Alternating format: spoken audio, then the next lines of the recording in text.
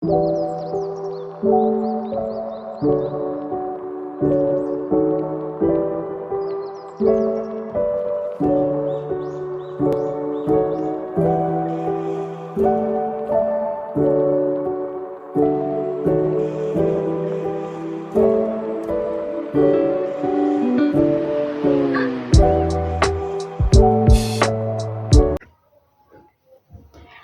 guys, kembali lagi dengan aku Aurora Putacas. Pada video kali ini aku akan mempresentasikan pengertian, definisi menurut Parali, proses, analisis, dan contoh tentang word of mouth atau warm marketing. Yuk kita simak videonya. Word of mouth atau warm marketing merujuk pada proses di mana informasi atau rekomendasi tentang suatu produk atau layanan disampaikan secara lisan dari satu orang ke orang lain.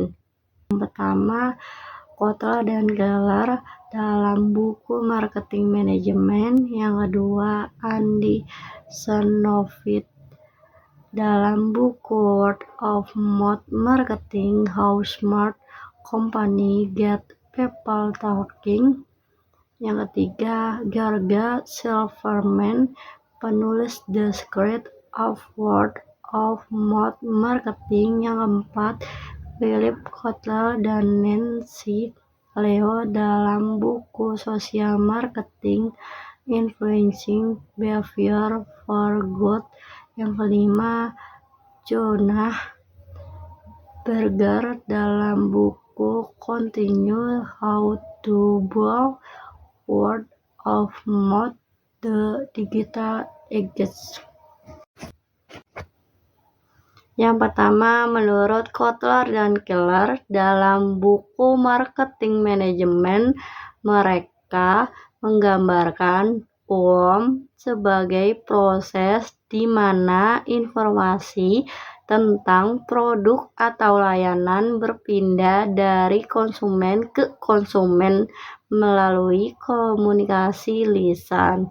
Yang kedua, menurut Andy Servonis dalam buku Word of Mouth Marketing, How Smart Companies Get People Talking, Servonis mendefinisikan WOM sebagai pembicaraan positif antar konsumen yang mempromosikan suatu produk atau merek.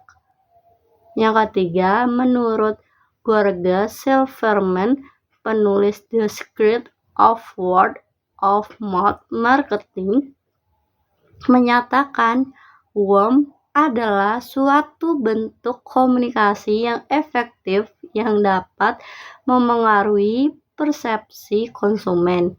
Yang keempat, menurut Philip Kotler dan Nancy Leo dalam buku Social Marketing, Influencing Behavior for Good, mereka menjelaskan WOM sebagai saluran komunikasi yang dapat membangun reputasi merek melalui rekomendasi pribadi. Yang kelima, menurut John Berger dalam buku Continuous How to Build Word of Mouth in the Digital Age, Berger memberikan wawasan tentang mengapa beberapa informasi lebih cenderung menyebar melalui WOM daripada yang lain.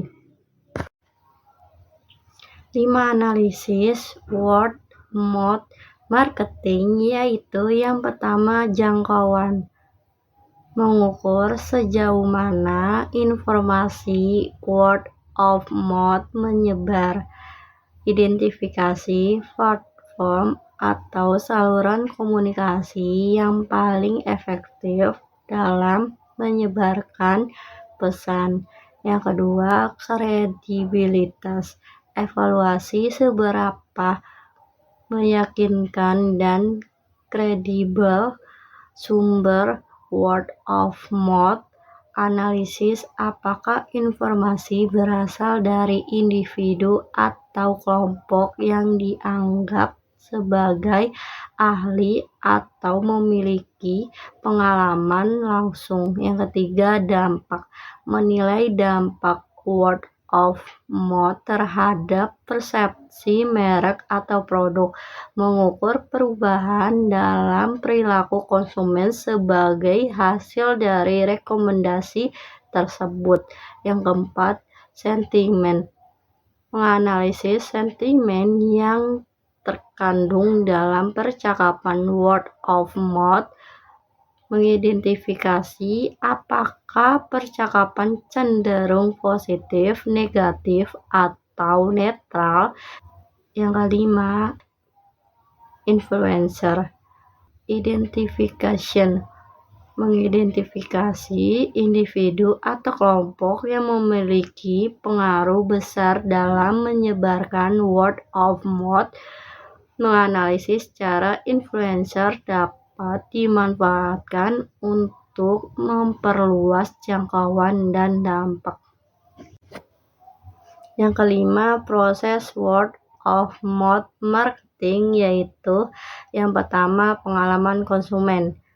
Proses dimulai ketika seorang konsumen memiliki pengalaman positif atau negatif dengan suatu produk atau layanan. Yang kedua, pemilihan berbagi. Konsumen memilih untuk berbagi pengalaman mereka dengan orang lain, baik secara langsung melalui percakapan atau melalui platform online seperti media sosial, ulasan, atau blog. Yang ketiga, percakapan dan rekomendasi. Informasi yang dibagikan menghasilkan percakapan di antara orang-orang. Jika pengalaman positif ini dapat mengarah pada rekomendasi produk atau merek. Yang keempat, dampak pada keputusan konsumen. Percakapan ini dapat memiliki dampak besar pada keputusan pembelian orang lain. Rekomendasi dari teman atau keluarga seringkali dianggap lebih meyakinkan daripada iklan atau promosi resmi. Yang kelima, penyebaran lebih lanjut. Proses ini dapat terus berlanjut dengan orang-orang yang mendengar rekomendasi yang kemudian menjadi sumber informasi bagi orang lain. Ini menciptakan efek domino dalam penyebaran word of mouth. Contoh konkret dari upaya endorsement Kylie Jenner. Kylie Jenner merupakan salah satu selebgram yang sangat sukses dalam dunia endorsement. Yang pertama, Kylie Cosmetics.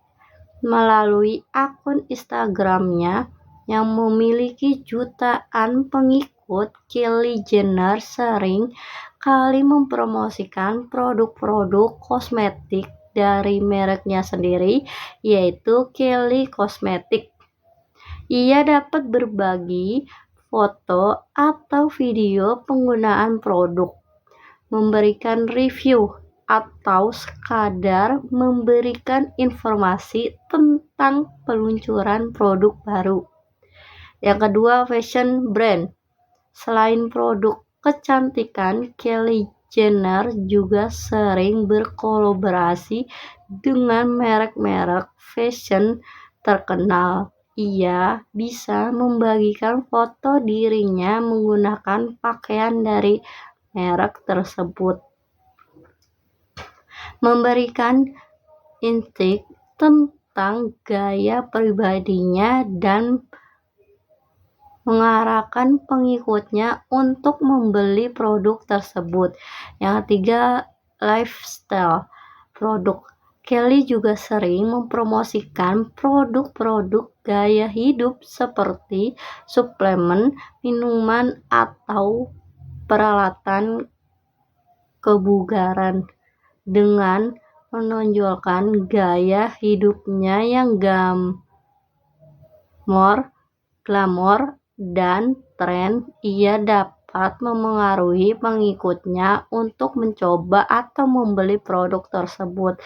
Yang keempat, event promotion. Kylie Jenner juga dapat mempromosikan event atau peluncuran produk melalui Instagramnya, mengunggah foto atau cuplikan video yang menarik perhatian pengikutnya untuk ikut serta atau membeli tiket atau acara. Yang kelima, charitable cause. Selain endorsement produk, Kylie juga dapat menggunakan platformnya untuk mendukung tujuan amal atau menyuarakan isu sosial, menggalang dana atau menyebarkan kesadaran tentang suatu masalah dapat menjadi bagian dari upaya endorsement-nya.